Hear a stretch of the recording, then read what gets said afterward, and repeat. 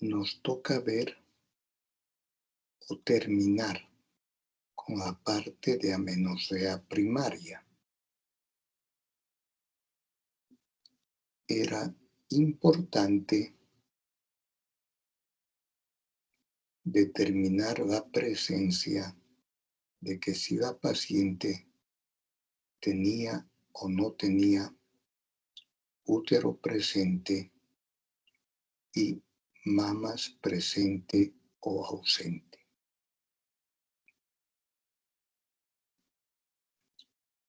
En una paciente con amenorrea primaria,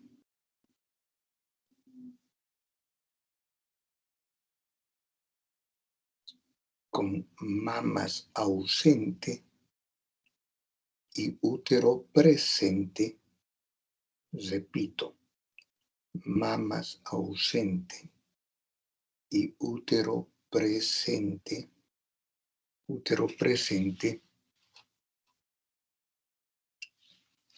hay que pensar que lo más probable sea un síndrome de Turner o disgenesia gonadal, donde el cariotipo es 45X0, paciente con estatura baja, cuello alado, tórax en coraza y que puede estar asociado a espina bífida, coartación aórtica. Luego hay que pensar en disgenesia gonadal pura. Disgenesia gonadal pura. En este caso, existe amenorrea primaria, pero no tiene las otras anomalías mencionadas,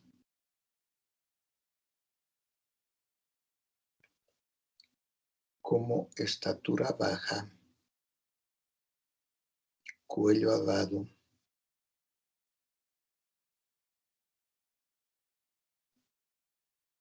tórax en escudo, espina bífida,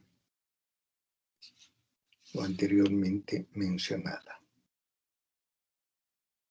Otra de las causas de amenorrea primaria con útero presente y mamas ausentes es el denominado síndrome de Kallmann. Lo característico de este síndrome también es que va asociado a anosmia o hiposmia por daño o desarrollo inadecuado del bulbo olfatorio.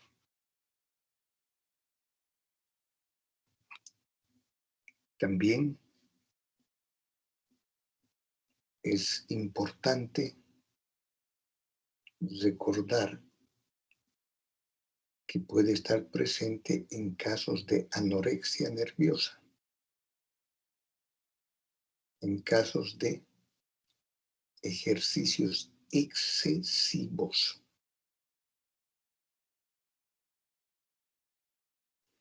en casos de estrés muy acentuado.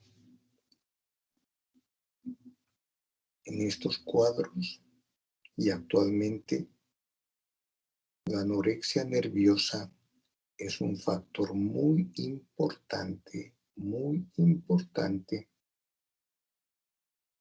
para una amenorrea primaria.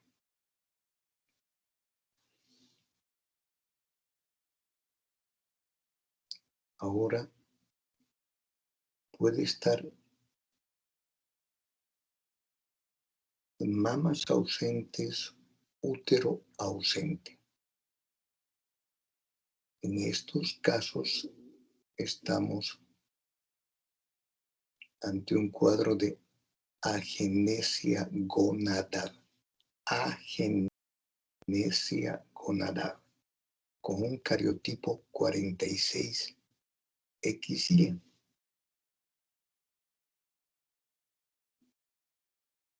Como no han desarrollado los testículos, por tanto, no se produce la testosterona.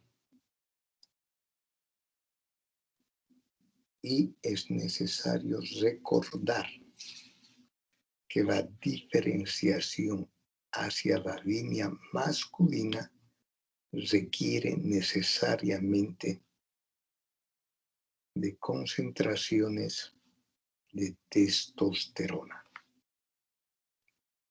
Existe una agenesia gonadal, pero aún así se produce la sustancia inhibidora del conducto de Müller. Por tanto, no va a haber desarrollo de trompas, útero, cervix y porción superior de la vagina. Otra causa de amenorrea primaria con ausencia de mamas y útero es la deficiencia enzimática en la formación de testosterona.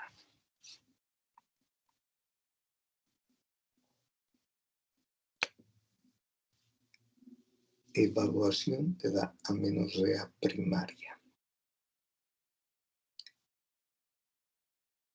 Lo primero, hay que evaluar el estado de los 3 factores principales. En este caso, es fundamental determinar si el útero está presente o está ausente. Si las mamas están presentes o ausentes. Y finalmente, el tercer factor principal son los niveles séricos de la FSH y estradiol.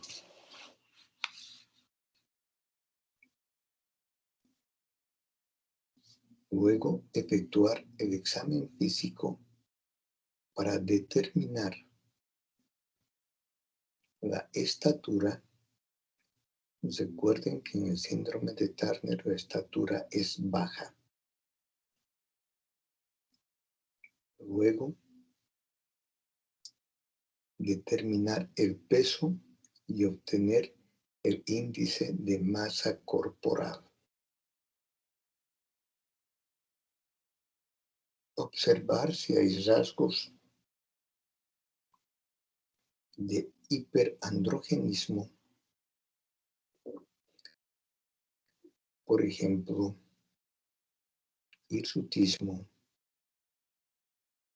calvicie, vitromegalia.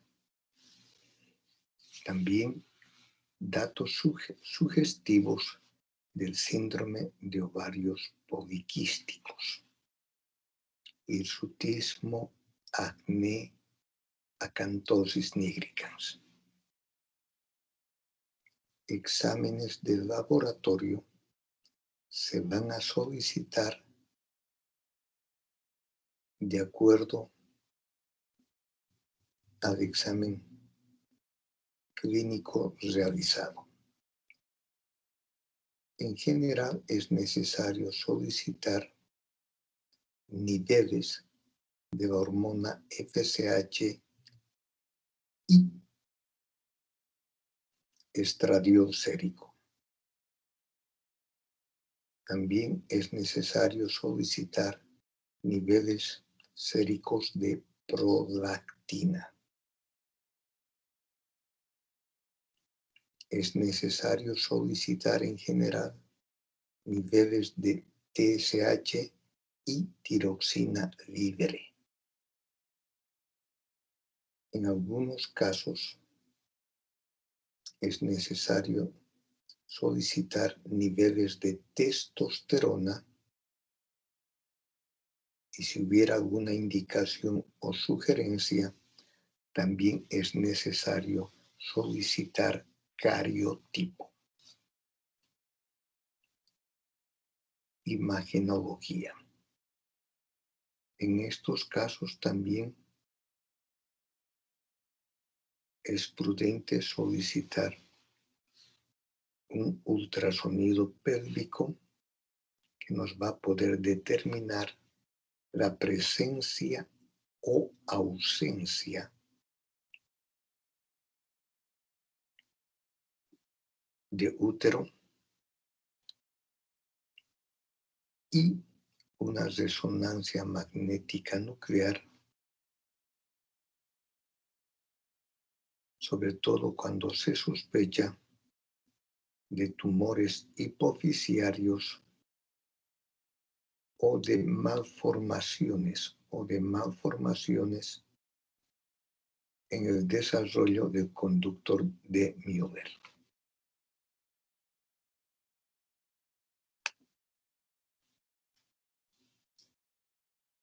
Ahora pasamos a ver lo que es la amenorrea secundaria. Dijimos que la amenorrea primaria se presentaba con una incidencia del 1 al 2% en las mujeres. En cambio, la amenorrea secundaria tiene una mayor incidencia. Por tanto, su estudio, su conocimiento es muy importante. Definición. Amenorrea secundaria es la ausencia de menstruación por 6 o más meses. También se define como la pérdida de menstruación equivalente a 3 o más periodos menstruales en mujeres que previamente presentaban menstruación.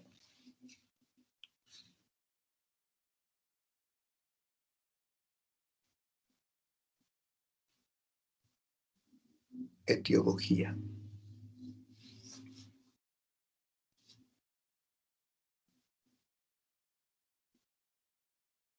Frecuentemente está relacionado con alteraciones del eje hipotálamo-hipófisis-ovario.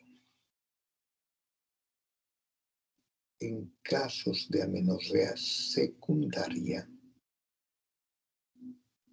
en mujeres en edad reproductiva, lo primero que hay que realizar es descartar embarazo.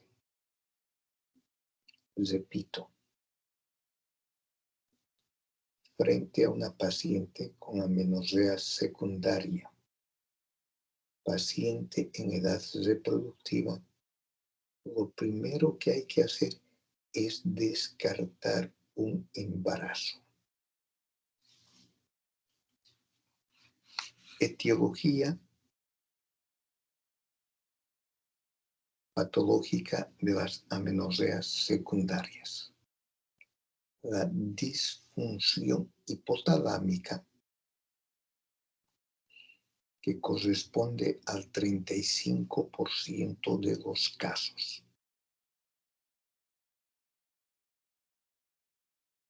La disfunción hipotalámica es la causa más frecuente de amenorrea secundaria, donde el hipotálamo no libera o libera en forma inadecuada la hormona liberadora de gonadotropinas. Luego está como causa el síndrome de ovarios poliquísticos y en casos de amenorrea secundaria corresponde al 30% de las causas.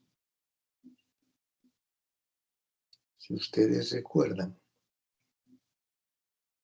en la amenorrea primaria, el síndrome de ovarios poliquísticos era muy poco frecuente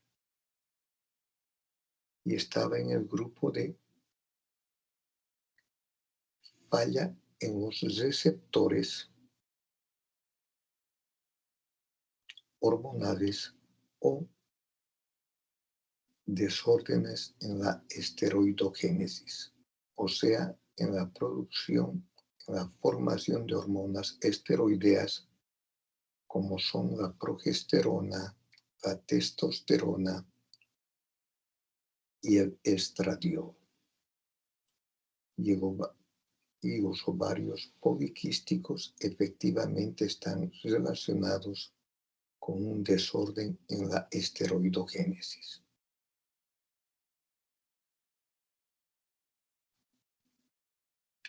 En la amenorrea secundaria, su incidencia es muy alta. La incidencia de ovarios poliquísticos corresponde a un 30%. Luego, la disfunción pituitaria, o llamada también disfunción hipofisiaria.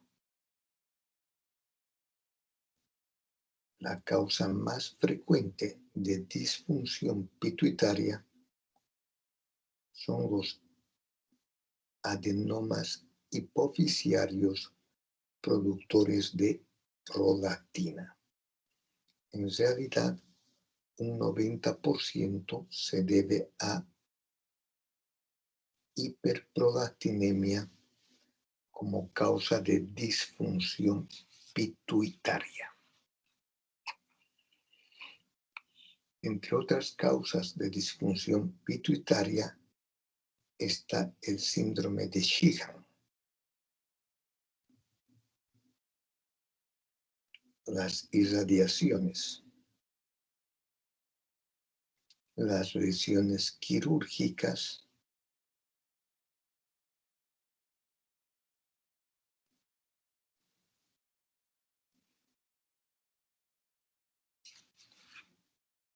insuficiencia ovárica primaria. Es otra causa y corresponde al 10% de las amenorreas secundarias.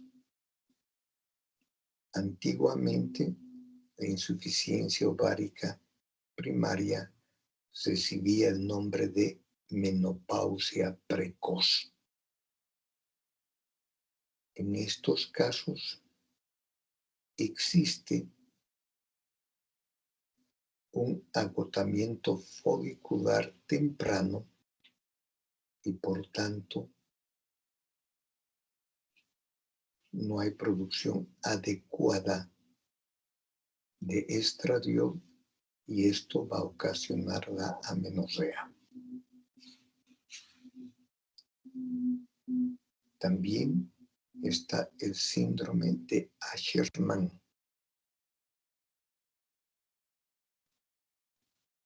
que corresponde al 5% de las causas para amenorrea secundaria. El síndrome de Asherman es un síndrome adquirido, donde por alguna razón se producen sinequias o adherencias dentro de la cavidad endometrial. Frecuentemente se asocian a abortos provocados donde se efectúa un degrado uterino muy enérgico. También se pueden deberse a complicaciones posparto como infecciones, hemorragias o retención de los productos de la concepción. Muy raras veces el síndrome de Asherman, que se caracteriza, repito, por adherencias o sinequias intrauterinas, puede deberse a tuberculosis genital, que es cada vez más raro encontrar esta causa.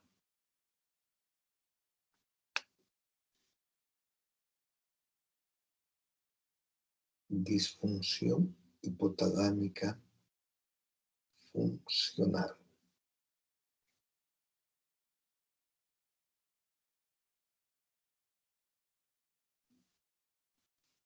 Repetimos, es la causa más frecuente, corresponde a un 35% de las causas.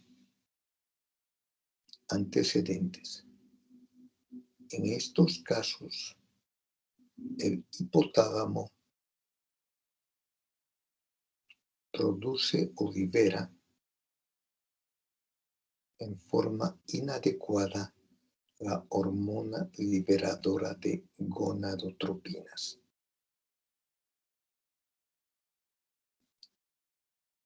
Y entre las causas más importantes para esta falla en la liberación de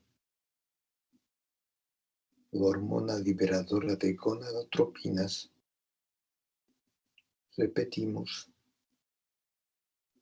están los desórdenes alimentarios como la anorexia nerviosa, ejercicio físico excesivo,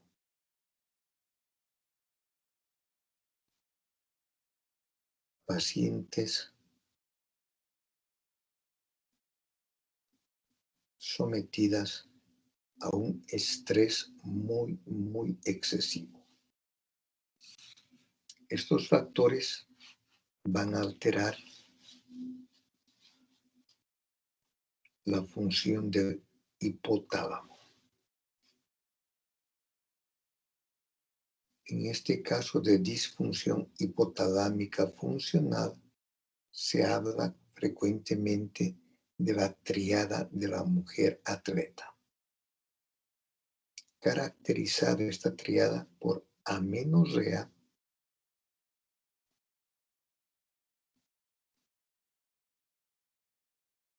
desórdenes alimentarios y osteopenia u osteoporosis.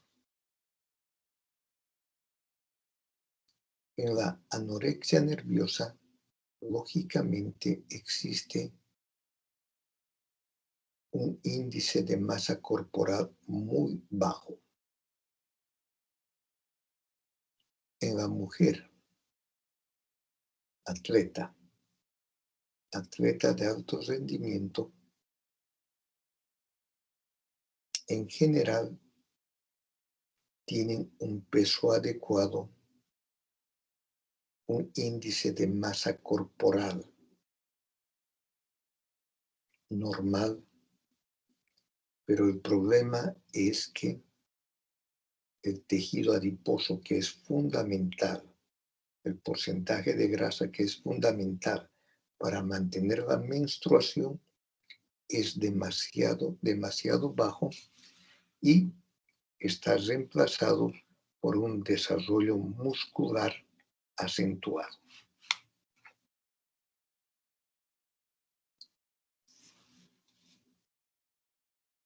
Patogenia. En estos casos se observa una disminución en la liberación de la hormona liberadora de gonadotropinas. Esto va a implicar que la hipófisis no esté estimulada adecuadamente. Por tanto, va a existir una alteración en la liberación de la FSH, lo cual va a impedir un desarrollo normal de los folículos y por tanto va a provocar una hipoestrogenemia y esto va a ocasionar una amenorrea. Por otra parte, también no va a existir el pico de la LH a mitad del ciclo menstrual y por tanto, no se va a producir la ovulación. Por este motivo, estas pacientes terminan haciendo amenorrea e infertilidad.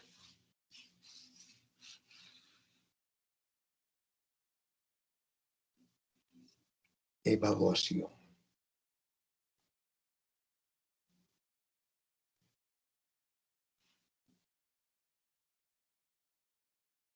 Es importante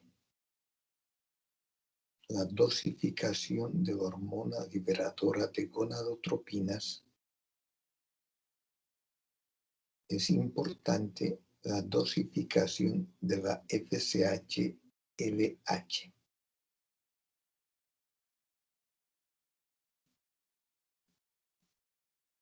Es importante determinar el índice de masa corporal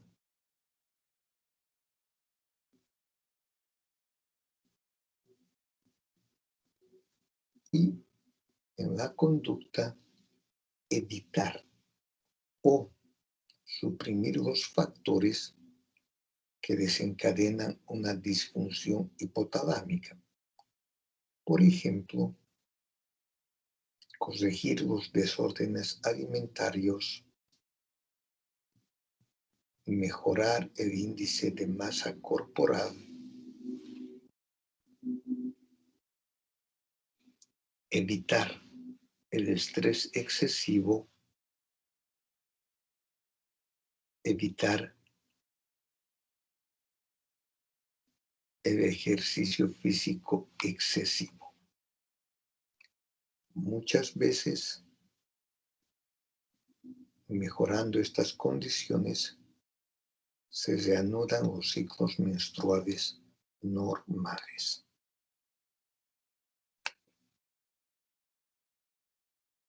Disfunción pituitaria. Ahora estamos hablando de una alteración en la función de la hipófisis. Y repito, corresponde a un 20% de las causas de amenorrea secundaria.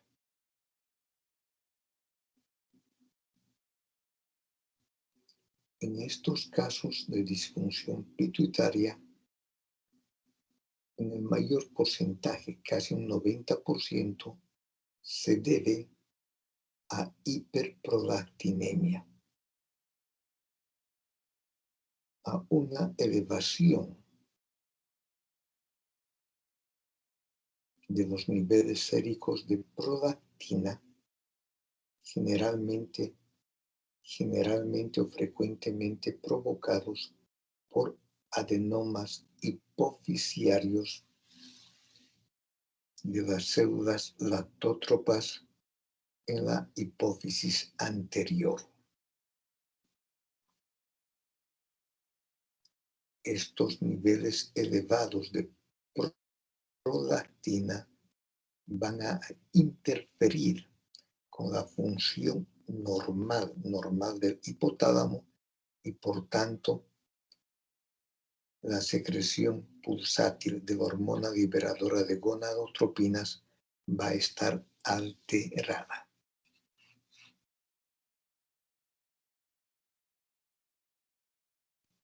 La prolactina es una hormona producida en forma episódica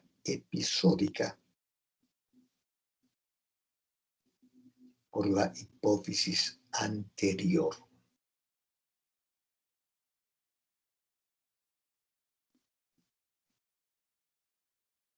Está relacionada o afectada con los ciclos de sueño, con la alimentación y también con el estrés.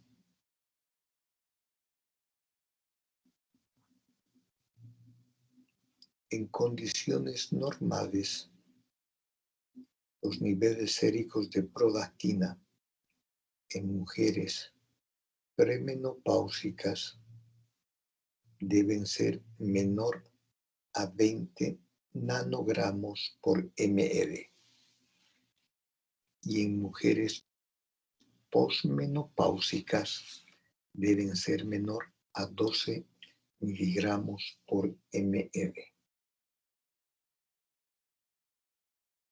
Entre las causas de hiperprolactinemia y la causa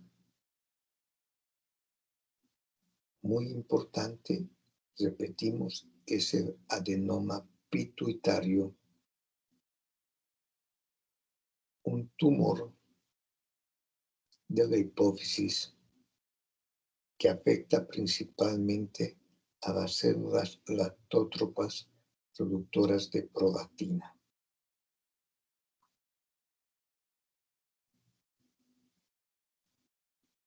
Pueden manifestarse clínicamente con galactosia en un tercio de las pacientes con adenoma pituitario. Y generalmente los niveles de prolactina son mayores a 100 nanogramos por mililitro. Por favor, quiero que entiendan que solo un tercio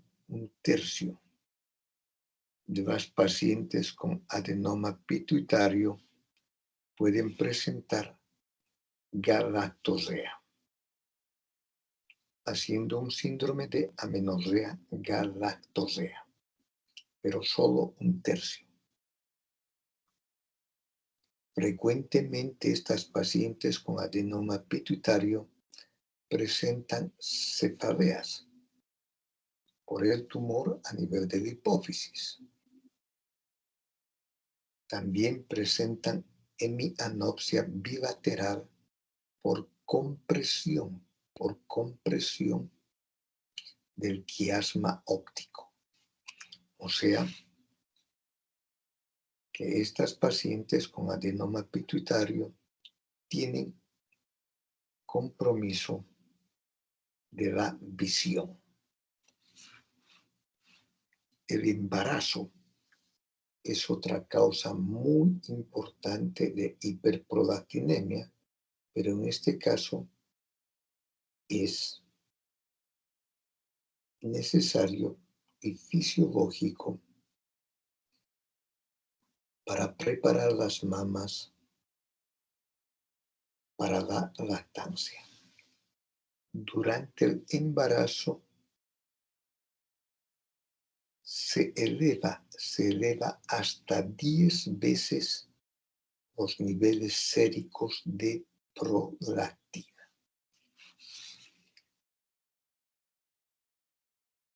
También algunos fármacos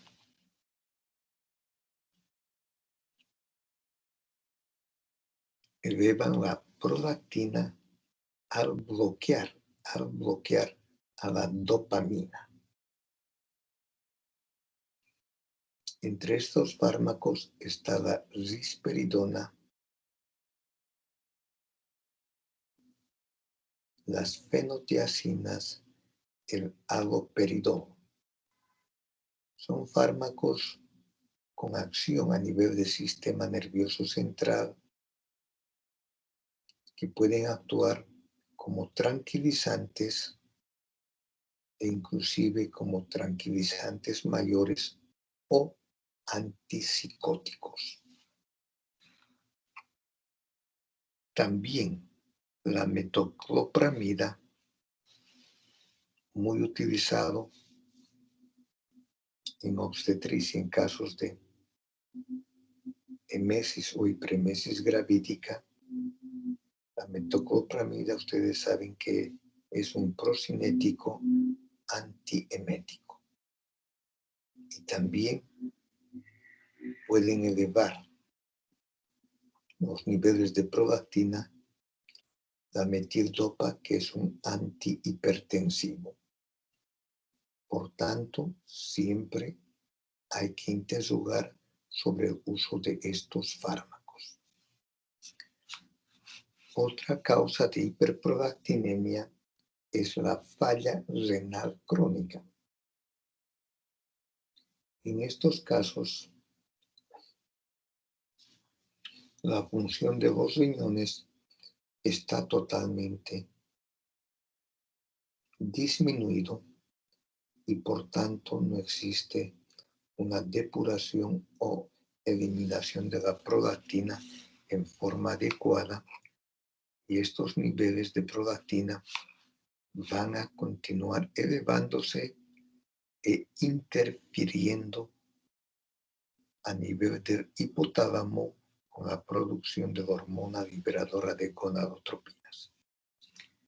Y finalmente el hipotiroidismo. En estos casos no hay una producción adecuada de hormonas tiroideas, lo cual va a hacer que se libere en exceso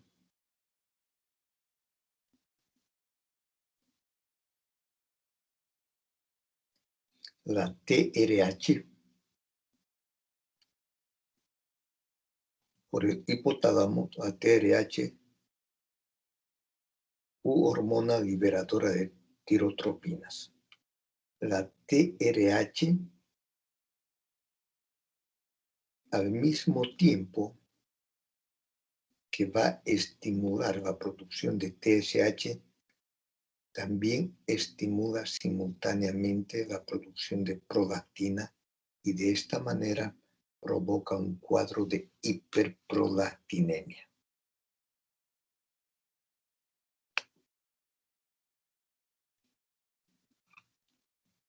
Cuadro clínico de la hiperprolactinemia. Son pacientes que cursan con amenorrea, infertilidad,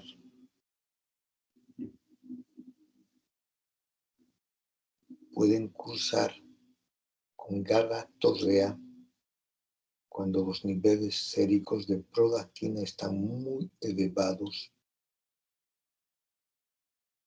y sobre todo asociados a adenomas, a un macroadenoma.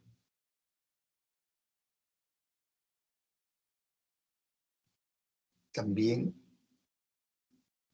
están asociados con cefaleas por el efecto de masa, están asociados con trastornos visuales, la hemianopsia bilateral por efecto de masa sobre el quiasma óptico. Evaluación. En estos casos es necesario determinar los niveles séricos de prolactina.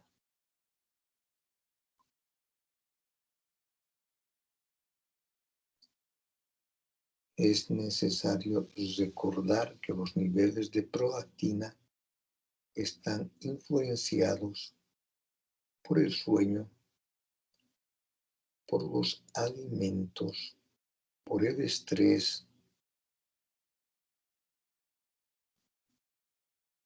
por la succión mamaria, por la manipulación de los pezones.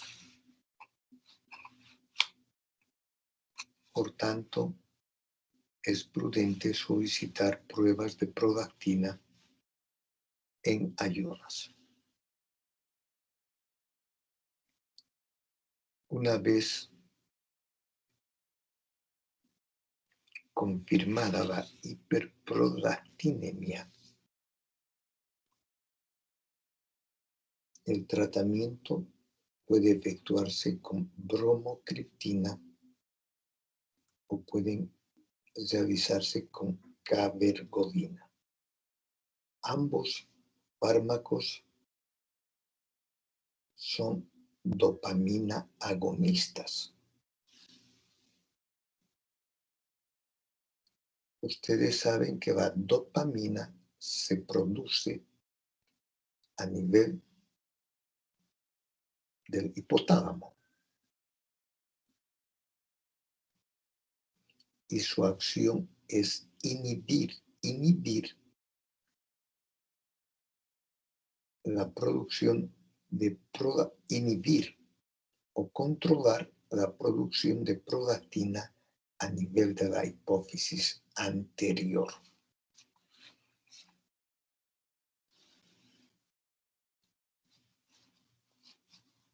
Ambos fármacos, tanto la bromocriptina como la cabergolina, ocupan los receptores de la prolactina a nivel de la hipófisis y de esta manera disminuyen considerablemente los niveles de prolactina.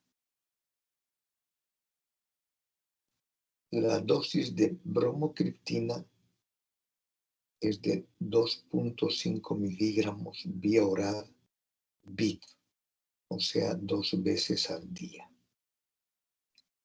Pero tiene efectos colaterales muy marcados, como náuseas, vómitos, hipotensión postural e inclusive puede ocasionar síncopes. Por tanto, cuando se administra bromocriptina, debe darse inicialmente dosis muy bajas y aumentar la dosis cada semana en forma gradual. Generalmente se prescribe por las noches aumentar la dosis gradualmente hasta llegar a la dosis adecuada de 2.5 miligramos vía oral 2 veces al día. La cabergolina también es un agonista dopaminérgico que tiene mucho menos efectos colaterales. Se prescribe a una dosis de 0,5 miligramos vía oral 2 veces a la semana, 2 veces a la semana.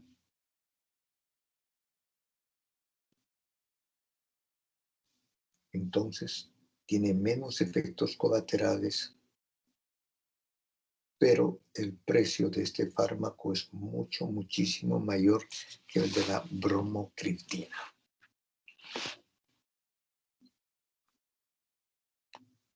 Cuando se utilizan estos fármacos, en un 85% de los casos se disminuye considerablemente los niveles de prolactina. y en un 65% de los casos se disminuye el tamaño de los adenomas hipofisiarios. Pero un tiempo después de la suspensión del fármaco, nuevamente se reinstala la amenorrea, las cefaleas, los trastornos visuales y ocasionalmente las galactoseas. Embarazo e hiperprolactinemia.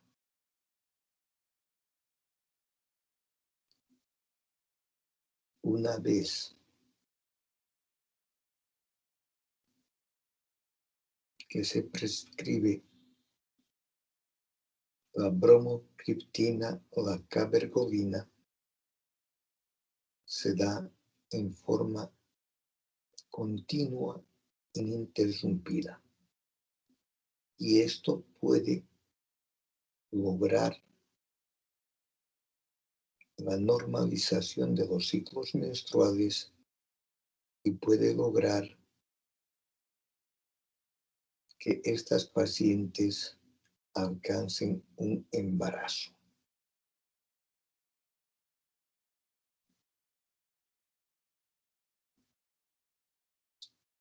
Si estas pacientes alcanzan o logran un embarazo, por el estímulo del embarazo, otra vez aumenta el tamaño, el volumen de los adenomas hipofisiarios y pueden ocasionar cefaleas severas y pueden ocasionar alteraciones visuales por compromiso del quiasma óptico.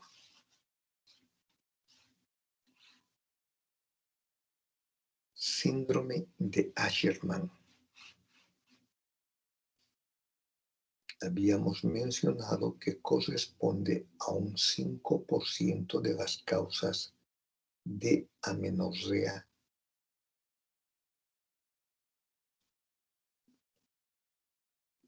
secundaria. Entre los antecedentes del síndrome de Asherman, frecuentemente están antecedentes de un degrado uterino, ya sea por aborto espontáneo, por aborto provocado o complicaciones de un parto, como retención de los productos de la concepción, complicaciones de procesos infecciosos. En la evaluación es necesario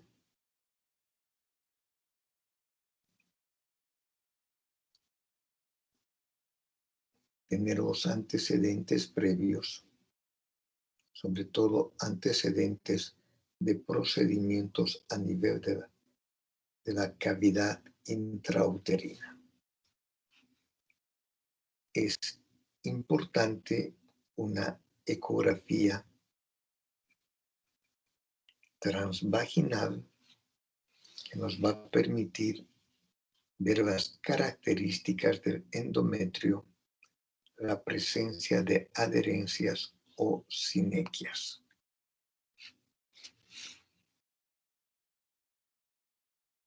También para confirmar el diagnóstico,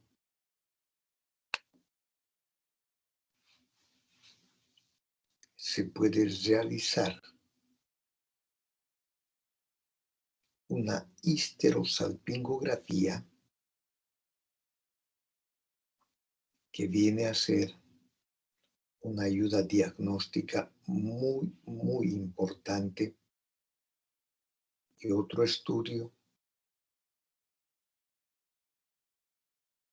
es la histeroscopía. Cuando existen los antecedentes, cuando el reporte de ecografía es sugerente de un síndrome de Asherman, inicialmente procedemos a la prueba de la progesterona. Prescribimos progesterona como acetato de medroxiprogesterona 10 miligramos vía oral día por 10 días. Vemos si existe o no una respuesta positiva, que en este caso sería un sangrado genital. Si no hay respuesta adecuada, o sea, no se presenta el sangrado, pasamos a prescribir estrógeno más progestágeno, o sea, las dos hormonas que normalmente debe producir los ovarios. En estos casos de sospecha de síndrome de Asherman, la administración de pastillas anticonceptivas que tienen estrógeno y progestágeno no es suficiente, sino que en estos casos prescribimos estrógenos conjugados a una dosis de 0,625 miligramos vía oral día durante 35 días para estimular y proliferar nuevamente el endometrio. Y del día 26 al día 25, o sea, los últimos 10 días, se añade acetato de medroxiprogesterona 10 miligramos vía oral día. 5 a 7 días después de las últimas tabletas, se determina si existe o no existe sangrado transvaginal. Si no existe, pues estamos confirmando un síndrome de Asherman. La histeroscopía. Como ustedes saben, el histeroscopio es un instrumento óptico con una fuente de luz que se introduce dentro de la cavidad uterina, que nos va a permitir determinar las características de esta cavidad uterina y al mismo tiempo se puede hacer no solamente con fines diagnósticos, sino también con terapéuticos. Conducta. Una vez confirmado el diagnóstico de síndrome de Asherman, con el histeroscopio se procede a realizar la lisis de las adherencias o sinequias. Y los resultados son que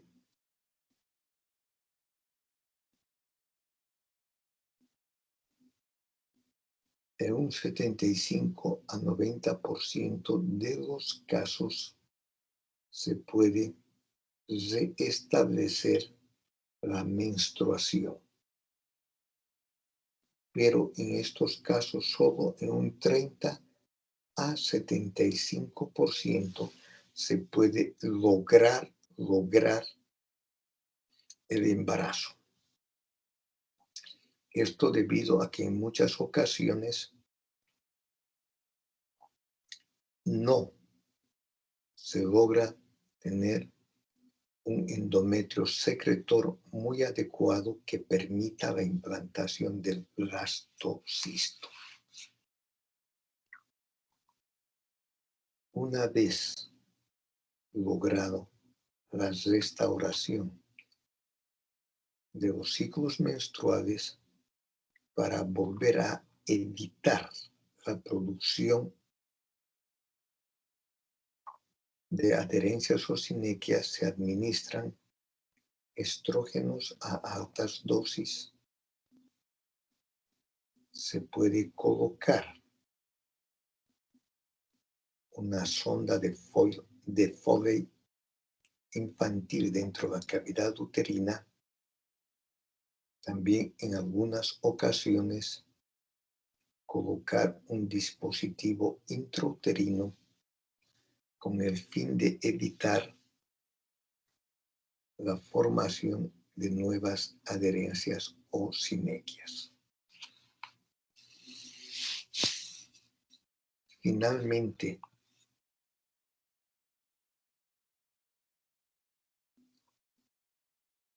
en algunas ocasiones, cuando no se restablecen los ciclos menstruales y se produce un dolor cólico en hipogastrio cada vez más intenso, dolor cólico mensual y cada vez más intenso, la conducta como último recurso corresponde a la histerectomía.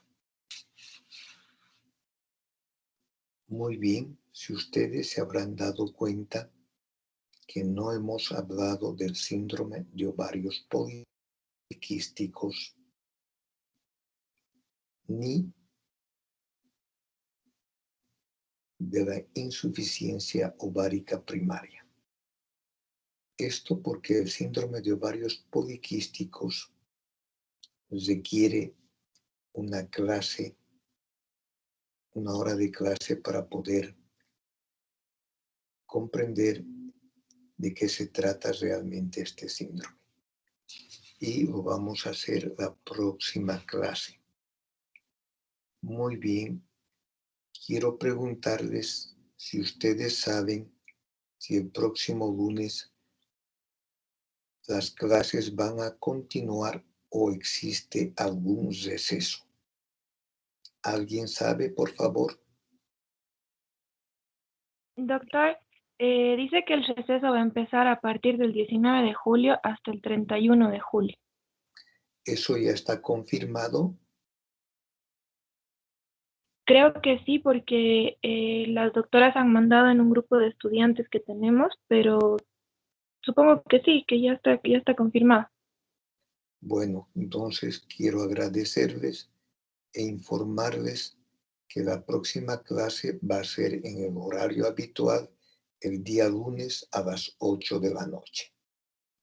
Si alguien tiene alguna pregunta o quiere alguna aclaración, puede hacerlo en este momento. ¿Alguna duda?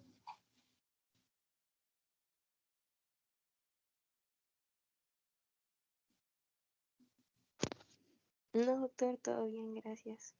Si no hay preguntas, entonces terminamos la clase. Que tengan buen día y muchas gracias por su presencia. Gracias, doctor. Gracias, doctor. Buen día.